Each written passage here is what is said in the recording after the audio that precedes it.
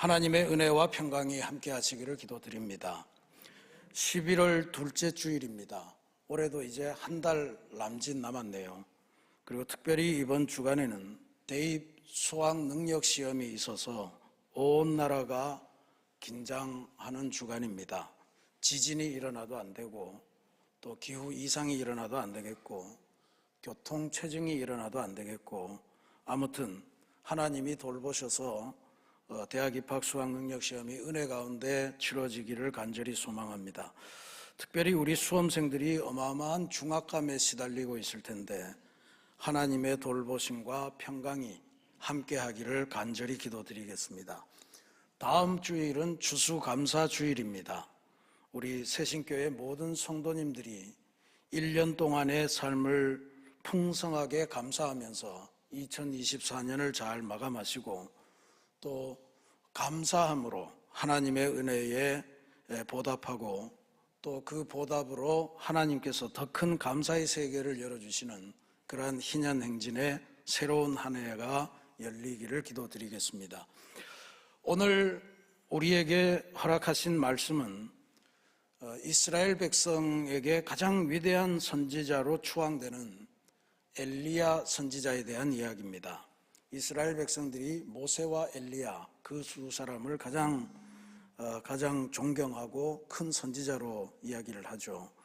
근데 엘리야와 관련한 이야기는 열왕기상 17장, 18장, 19장에 주로 기록되어 있고 중간에 잠시 사라졌다가 열왕기하 2장에 가서 그가 이 세상에서 마지막 장면을 보이는 것을 기록하고 있는 것으로 되어 있습니다. 그러니까 지금 17장을 오늘 우리가 읽었으니 이거는 엘리야 선지자의 아주 초창기 이야기입니다. 어떻게 보면 선지자로 하나님께로 부름받고 훈련받는 장면이다, 그렇게 이해를 하셔도 됩니다. 근데 그렇다고 해서 이 스토리가 중요하지 않은 것은 아닙니다. 오히려 이 엘리야 스토리의 초입 부분에서 우리는 하나님께서 세우시는 사람이 있고 하나님께서 꺾으시는 사람이 있다, 그리고 그것을 어떻게 분별할 수 있는가 하는 것을 배울 수 있는 중요한 말씀이기도 합니다. 하나님께서 인류를 창조하셨고 특별히 또 모든 사람을 사랑하시는 사랑의 하나님이시라는 걸 우리가 알고 있습니다. 그렇다면 이런 질문이 나올 법하죠. 하나님께서 그렇게 온 세상 사람들을 다 사랑하시는데 왜 어떤 사람은 꺾으시고 어떤 사람은 세우시나? 라고 하는 질문입니다. 그럴 수가 있느냐라고 하는 이야기죠. 사랑의 하나님이. 근데 그러실 수 있습니다. 하나님은 모든 사람을 사랑하시는데 사랑하는 방법이 사람에 따라서 다를 수 있다라고 하는 것을 이해하시는 게 중요합니다. 어떤 사람은 세움으로써 구원에 이르기 때문에 세워주시는 것이고요. 어떤 사람은 꺾어야만 구원에 이를 수 있기 때문에 꺾으시기도 하십니다. 바라기는 우리가 늘 하나님의 세우심을 입고 하나님의 격려를 받고 살아가는 그러한 사람들이 되길 간절히 바랍니다. 근데 때로 우리도 엉뚱한 길을 걸어가거나 엉뚱한 생각을 하거나 잘못된 길을 걸어갈 때가 있는데 그때는 하나님께서 어쩔 수 없이 우리를 사랑하는 마음으로 우리의 길을 꺾으실 거다라고 하는 것도 받아들이시는 것이 필요할 겁니다. 오늘 본문의 말씀을 통해서 한번 이 하나님의 사랑법, 이것을 우리가 한번 살펴보도록 하겠습니다. 이세벨이라고 하는 사람이 있었습니다. 북이스라엘의 7번째 왕인 아합 왕의 부인, 왕비였습니다. 근데 유대인이 아닙니다. 어디서 왔느냐 하면 지도를 보시면 지중해변에 있는 두로와 시돈, 저기 있는 시돈 왕국에서 공주로 자란 사람입니다. 지금의 아마 레바논쯤 될 것 같아요. 근데 저 이세벨의 아버지가 성경에 이름이 나와 있는데 엣바알입니다. 엣바알. 그러니까 이름만 들어도 바알과 무슨 관계가 있는 사람이겠구나. 실제로 그렇습니다. 바알 신앙의 본거지입니다. 그리고 이세벨이라고 하는 이름도 심상치 않은 이름입니다. 존 그레이라고 하는 성서신학자가 있는데 이분의 연구가 흥미있습니다. 이세벨의 고향에서의 이름은 이세불이었을 거다, 이렇게 이야기를 합니다. 이 이세불, 세불이라고 하는 존재였다는 거죠. 세불이라고 하는 거가 그 인근 지역에서, 아람 지역 그쪽에서는 뭔가 귀신의 우두머리를 섬기는 사람, 우리 복음서에 예수님과 관련해서 바알세불에 집혔느냐 뭐 그런 이야기들 기억나지 않습니까? 바알세불 할 때 그 세불이 이세불이었는데 이스라엘로 건너와서 이세벨이 되었을 거다, 이제 그렇게 주장을 하시더라고요. 재미있습니다. 근데 이세불이라고 했을 때는 이 이세벨은 단순히 그냥 공주가 아니고 바알 신앙을 숭상하고 바알 신앙을 퍼뜨리는 아주 중요한 지도자이거나 사제이거나 그런 역할을 했을 거다라고 하는 게 이 존 그레이의 추측입니다. 근데 이제 이세벨이 되었다는 거죠. 근데 그것도 재미있습니다. 세불은 굉장히 좋은 의미로 자기네들은 쓰는데, 세벨이라고 하는 단어는 찌꺼기, 거름, 분뇨 이런 단어라고 그래요. 그래서 실제로 열왕기하 9장의 맨 끝부분에 가면 이세벨의 죽음 이야기가 나옵니다. 근데 그때 이세벨이 죽었을 때 열왕기하가 기록하는 내용이 이렇습니다. 이세벨의 시체가 거름처럼 밭에 있었다, 그렇게 기록합니다. 그래서 이세불이 거기에서는 뭔가 큰 종교적인 영향력을 끼치는 사람이었는지 몰라도 이스라엘에 와서 그와 같은 일을 한 것을 이스라엘 백성들이 굉장히 폄하해서 부르면서 정말 거름 같은 인생이다, 그렇게 불렀다고 이분은 그렇게 연구 결과를 발표를 했습니다. 실제로 이름처럼 이세벨은 이세불로서 갖고 있었던 그 종교적인 지위, 이거를 이스라엘 땅에 와서도 포기하지 않습니다. 자기가 믿고 있던 바알 신앙, 아세라 신상 이런 것들을 적극적으로 북이스라엘에 도입을 했습니다. 거기에다가 아합이라고 하는 남편을 완전히 자기 수하에 두는 그런 존재로 그렇게 여기면서 살았습니다. 아합이 처음에 왕이 되었을 때 굉장히 그 믿음이 그래도 괜찮게 있었다고 그래요. 그 성서학자들의 연구에 따르면 북이스라엘의 수많은 왕들 중에서 하나님과 관련된, 여호와와 관련된 이름이 들어가는 이름들 있죠. 이를테면 여호람, 아하시야, 이런 거는 전부 다 하나님, 할렐루야 할 때 하나님을 찬양하다 이런 뜻이 아닙니까? 그러니까 그런 이름들이 전부 다 하나님이 들어간 이름인데, 아달랴 이런 이름들인데, 이런 이름이 왕의 이름에 등장하는 거는 아합 왕 이후에 그랬다는 거죠. 그러니까 아합이 자기는 그런 이름을 못 받았지만 하나님의 이름이 왕 이름에 들어가야 되지 않겠느냐 이런 생각을 하면서 자신의 아이들의 이름들을 전부 다 여호와를 집어넣어서 부르기 시작했다, 그런 면에서 믿음을 갖고 있었습니다. 근데 이세벨을 왕비로 맞이하면서부터 모든 것이 바뀝니다. 온통 온 세상에 바알 신전을 구축하고 바알 신상을 만들어내고 그리고 바알 성소를 바알의 제단으로 변화시키면서 온 나라를 바알 신앙으로 넘어가게 만듭니다. 그래서 이스라엘이 지금 이렇게, 비교적 아합은 그 때가 풍요로운 때였습니다. 이 때가 이렇게 풍요로운 것은 하나님 덕분이 아니고 바알 덕분이다 라고 하는 신앙을 백성들에게 선포하기 시작을 했습니다. 이렇게 사정이 되니까 수많은 하나님의 선지자들이 저항했고, 하나님 신앙을 회복하려고 회개를 촉구하고 왕에게 항의하는 그런 사태가 있었는데, 이세벨 그리고 아합은 아주 꿈쩍도 하지 않고 그렇게 저항하는 선지자들을 마구 잡아 죽이기까지 했습니다. 이게 지금 북이스라엘이 어떤 나라입니까? 이스라엘, 야곱의 아들 12명의 그 12지파 중에 10지파가 모여서 북쪽으로 가서 그렇게 만든 나라가 북이스라엘입니다. 하나님의 백성들이 세우신 나라예요. 근데 한 이방인 여자가 나타나서 하나님을 의지하기는커녕 온 나라를 바알 왕국으로 전락시켜 버린 것입니다. 그러니 하나님께서 이거를 꺾으시지 않을 방법이 없으셨을 겁니다. 권력과 범죄의 세월이 영원할 줄 알았지만 결국에는 그들도 최후를 맞이합니다. 결국 쿠데타가 일어나요. 예후라고 하는 사람이 쿠데타를 일으키는데, 예후가 쿠데타를 일으키는 지점에 그 이세벨이 왕궁 높은 곳에서 예후가 쿠데타를 일으킨 장면을 쳐다봅니다. 근데 그 쳐다보는 중에 이 이세벨을 평상시에 지근거리에서 모시던 내시 하나가 이세벨을 잡아다가 창문 밖으로 던져버립니다. 그래서 최후를 맞이하는 거예요. 떵떵거리며 살았는데 높은 궁궐의 창문에서 던져 죽임을 당한 것, 이것이 하나님이 꺾으시는 존재의 결말입니다. 여러분, 엘리야의 마지막을 기억하시나요?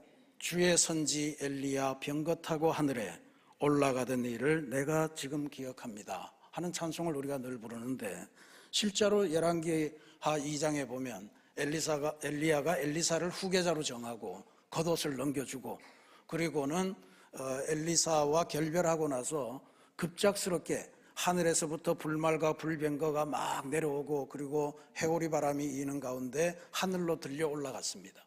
죽었다는 기록이 없어요. 그러니까 하나님께서 세우시는 인생, 이것은 땅에서부터 하늘로 올라가는데, 하나님이 꺾으시는 인생은 세상에서 가장 높은 곳 자리에서부터 땅으로 떨어져서 죽어버리는 그러한 운명을 맞이했다. 대단히 큰 차이지 않습니까? 이게 이세벨의 인생이었습니다. 반면 엘리야와 사르밧 과부가 있습니다. 이세벨과 아합이 하나님의 선지자들을 마구 죽이면서 바알 신앙으로 온 나라를 도배할 즈음에 하나님께서 준비하신 예언자가 바로 엘리야였습니다. 하나님께서 엘리야를 발탁해서 맨 처음 시키신 일이 뭐냐면, 너는 아합에게 가서 내 말을 전해라. 그 말이 뭐냐면, 수년 동안 하나님께서 이 땅에 비는커녕 이슬도 내리지 않게 하신다라고 하는 저주의 선언이었습니다. 자칫 잘못하다가는 죽을 마당이죠. 근데 그 말을 전하고 하나님이 급히 엘리야를 피신시킵니다. 어디로 피신시키냐면 요단강가에 있는 그릿 시냇가라고 하는 곳으로 피신을 시킵니다. 근데 그 피신을 시키면서 하나님께서 엘리야가 어떻게 살아가야 되는가 하는 것을 구체적으로 보이시듯이 아침 저녁으로 까마귀를 동원하셔서 먹을 걸 보내주셨고요, 떡과 고기를 보내주셨습니다. 그리고 앞에 그릿 시냇가에 가서 깨끗한 물을 마시도록 하셨습니다. 여러분 상상을 해보십시오. 까마귀가 물어나르면 얼마나 큰 걸 물어나르겠어요. 수십 마리의 까마귀를 동원해서, 그것도 몇 끼마다 그렇게 하셨다라고 하는 것은 대단한 일입니다. 엘리야는 그 과정을 통해서 인생이라고 하는 것은 하나님께서 인도하시는 대로 살아가는 거구나, 하나님께서 주시는 일용할 양식으로 사는구나 하는 것을 배웠을 거예요. 근데 드디어 가뭄이 시작되니까 그릿 시냇가에 물이 다 마르기 시작한 거예요. 그랬더니 하나님께서 엘리야에게 새로운 명령을 내리십니다. 9절 말씀입니다. 너는 일어나 시돈에 속한 사르밧으로 가서 거기 머물라. 내가 그곳 과부에게 명령하여 내게 음식을 주게 하였느니라. 그럽니다. 이제 하나님이 직접 먹이시던 단계에서 벗어나서 사람 하나를 택해서 그 사람으로 하여금 너가 이제는 생계를 유지하게 될 거다, 이런 말씀의 내용이에요.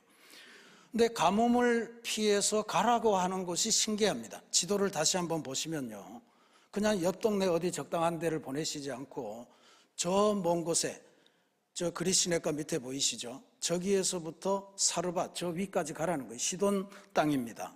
시돈 땅이 어디입니까? 바로 이세벨의 고향이죠. 그러니까 지금 이 하나님의 명령이 엘리야더러 죽으라고 하는 건지 살라고 하는 건지 모를 지경입니다. 지금 온 나라가 우상신앙을 들여온 시돈 출신의 공주 이세벨로 인해서 난리가 나 있는데, 엘리야더러 지금 그 바알 신앙의 본고향으로 가라고 하는 거고, 거기에서 어떤 과부 하나를 만나서 도움을 입으라 라고 하는 내용을 주신 거예요. 이게 하나님의 일종의 역사를 개척해 가시는 방식이다 이렇게 보는데, 예수님께서 이 이야기를 예수님 자신의 빗대어서 하신 적이 있습니다. 누가복음 4장에 보면 예수님께서 나사렛 회당에 들어가셔서 처음으로 이사야 61장의 말씀을 읽으며 주의 성령이 내게 임하셨으니 라고 시작하는 가포눈물, 그 말씀을 하시면서 희년을 선포하러 왔다 라고 하는 설교를 하고 나니까 사람들이 전부 다 그랬습니다. 저게 도대체 누군데 저기 가서 저걸 하냐, 저거 우리가 아는 그 목수 요셉의 아들 예수가 아니냐, 그러면서 빈정거리기 시작했고 멸시하기 시작했습니다. 그랬더니 예수님께서 하신 말씀이 이 말씀이었습니다. 엘리야 시대에 하늘이 3년 6개월 동안 닫히어 온 땅에 흉년이 들었을 때에 이스라엘에 많은 과부가 있었으되 엘리야가 그중 한 사람에게도 보내심을 받지 않고 오직 시돈 땅에 있는 사렙다의 한 과부에게 보냄받은 뿐이었으며, 그렇게 나옵니다. 사렙다는 사르밧의 다른 표현이죠. 근데 엘리야를 시돈 땅에 보내서 과부를 통해서 구원받게 하신 하나님의 계획, 그건 지금 예수님에게도 그대로 이어지고 있다. 나는 이스라엘만이 아니고 이방 백성들을 구원하기 위해서 왔고 이방 백성들이 나를 영접할 거다, 뭐 이런 유의 말씀입니다. 그러니까 예수님도 엘리야의 이 시돈으로 갔던 이 사건을 대단히 중요하게 보셨다라고 하는 것을 알 수 있는 증거입니다. 시돈의 공주 이세벨이 망친 이스라엘의 역사를 회복하는 준비, 훈련의 과정을 지금 시돈의 연약한 과부를 만나서 그 과부를 세우고 그 속에서 하나님의 도우심, 하나님의 계획, 하나님의 기적을 맛보시게 하려는 하나님의 그 귀한 역사다, 이렇게 볼 수 있습니다. 엘리야는 지금까지 하나님께서 피신해서 살려주셨고, 그 다음에 그릿시내가에서 일일이 까마귀들을 동원해서 떡과 고기 그리고 시내가에 있는 물을 마음껏 먹이면서 회복시켜 주시다가 이제는 그 하나님의 돌보심을 바알 신앙의 본고장인 그 속에 한 여린 여인을 통해서 새롭게 실행하려고 하는 그런 훈련 프로그램을 시작하신 것이다, 그렇게 볼 수 있습니다. 그 엘리야가 사르밧에 갔습니다. 사르밧 성문에 이르렀는데 거기서 한 과부가 나뭇가지를 줍고 있는 것을 발견하고 느닷없이 그 과부에게 그릇에다가 물을 좀 담아달라 요청을 합니다. 나그네가 부탁하는 거를 거절할 법도 한데 과부가 순순히 그 청을 들어주려고 물을 떠러 갑니다. 근데 물 들어가는 뒤에다 대고 엘리야가 과부를 불러서 물 가져올 때 떡도 한 조각 가져오면 좋겠다, 이런 말을 해요.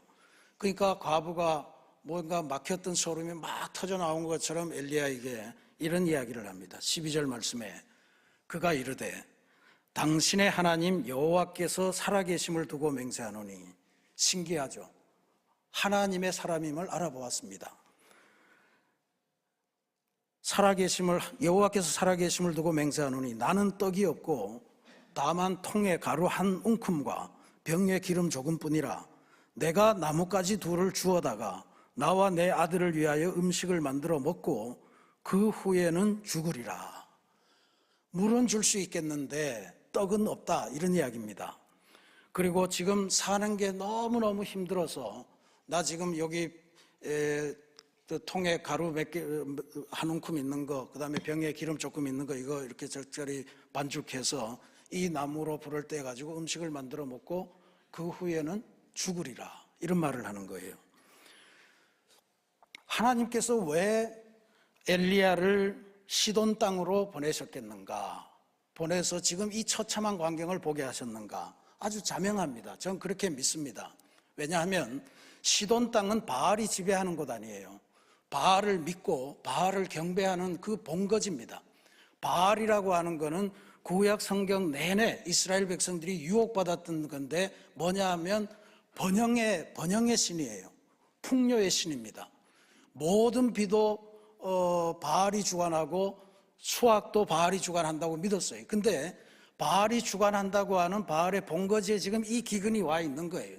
사람들이 바알을 의지해서는 살 수 없는 것들을 보여주는 것이 바로 하나님의 훈련 방식입니다.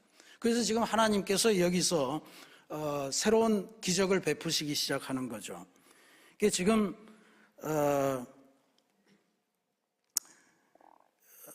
여기 그 이야기를 하니까 엘리야가 하나님이 들려주신 말씀을 기억해냈습니다. 그게 9절 말씀이에요. 내가 그곳 과부에게 명령하여 내게 음식을 주게 하였느니라. 그러죠. 엘리야는 지금까지 아무것도 없이 하나님한테 얻어먹고 그러다가 이제 다시 새로운 얻어먹을 장소를 알려주셨는데 그게 지금 이 과부로구나 라고 하는 것을 깨치게 된 겁니다. 그러면서 이제 그 과부를 엘리야가 부드러운 음성으로 좀 흥분을 가라앉히고 내 말을 들어보라 하면서 권면합니다. 엘리야가 그에게 이르되 두려워하지 말고 가서 내 말대로 하려니와 음식을 만들고 그러려니와 먼저 그것으로 나를 위하여 작은 떡 한 개를 만들어 내게로 가져오고 그 후에 너와 내 아들을 위하여 만들라 그랬습니다. 과부도 그 후에 그 말을 쓰고요. 엘리야도 그 후에 그 말을 씁니다. 과부가 말하는 그 후에는 나는 이거 먹고 그 후에 죽을래 라고 하는 겁니다. 사람이 위기에 빠지면 갖게 되는 일반적인 생각입니다. 극도의 위험에 빠지면 이런 생각을 하죠. 근데 엘리야를 통해서 주시는 그 후에 이거는 하나님의 계획입니다. 전혀 다른 메시지예요. 일단 뭐라 그럽니까? 먼저 그것으로 나를 위하여 작은 떡 한 개를 만들어 내게로 가져오고 그 후에 너와 내 아들을 위하여 만들라. 지금 이 과부의 눈에 보기엔 요건 둘이 먹을래도 부족한 양인데 엘리야는 그것으로 나한테 먼저 주고 그 후에 너하고 너 자식도 먹을 양이 있을 거다 이 말을 주는 거예요.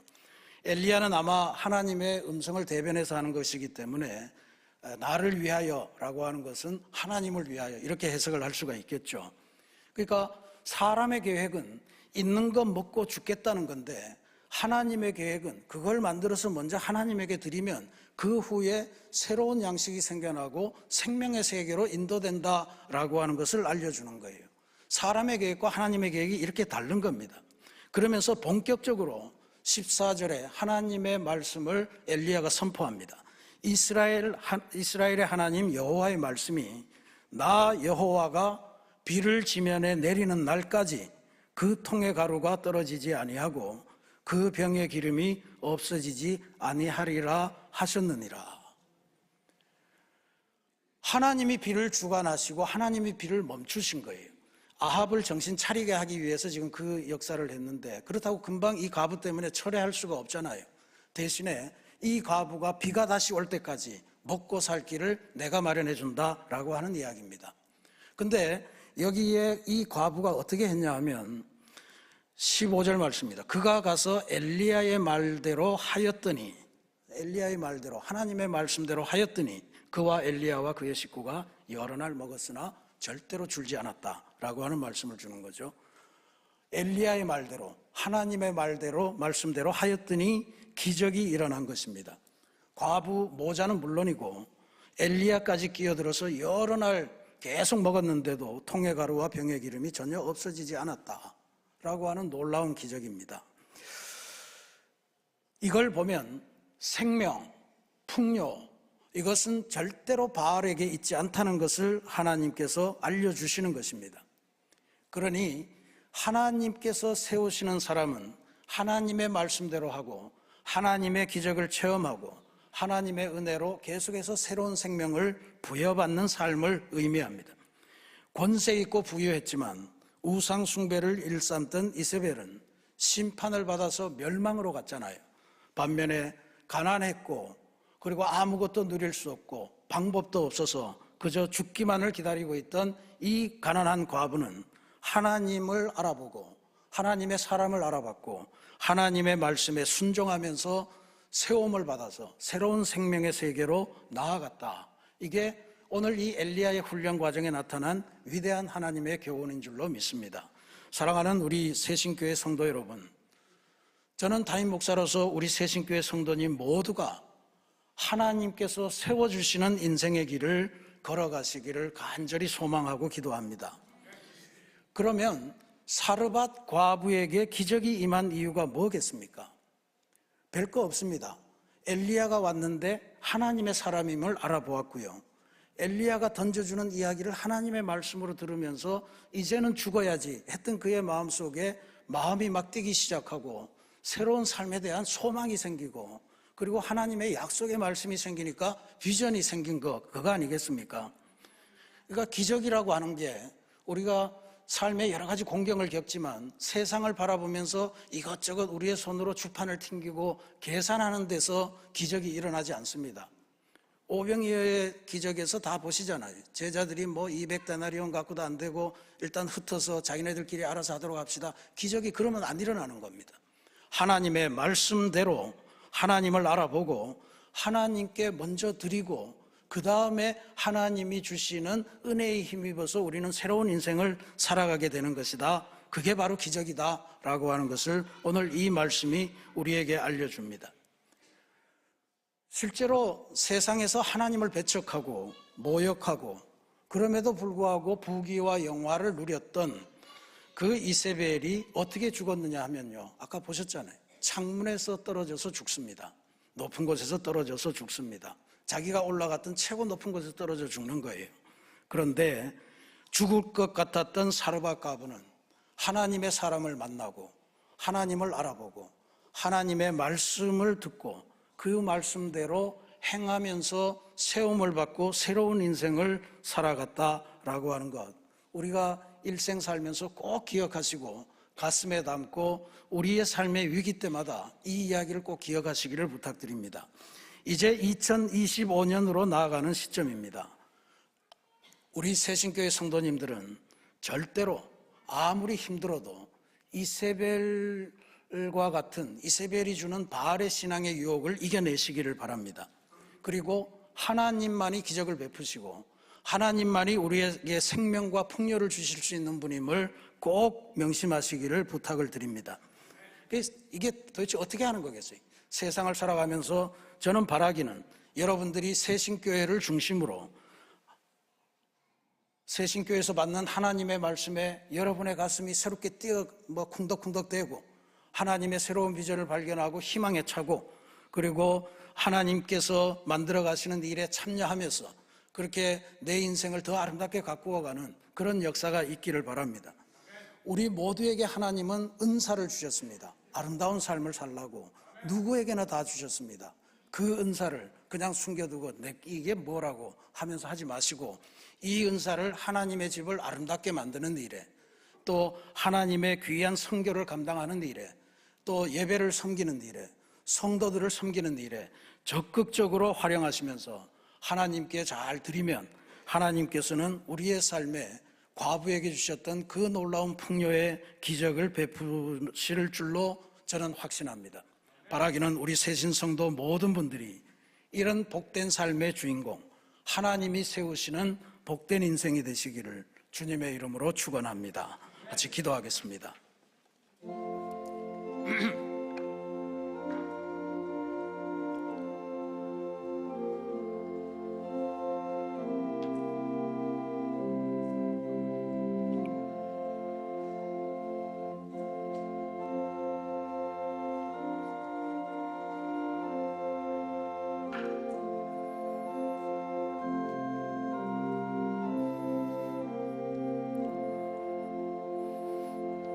사랑의 하나님, 하나님께서 창조하신 똑같은 인생인데 어떤 인생은 꺾음으로써 구원하시고 어떤 인생은 세우심으로 구원하시는 진리를 엘리야와 사르밧 과부 그리고 이세벨의 이야기를 통해서 다시 배웁니다.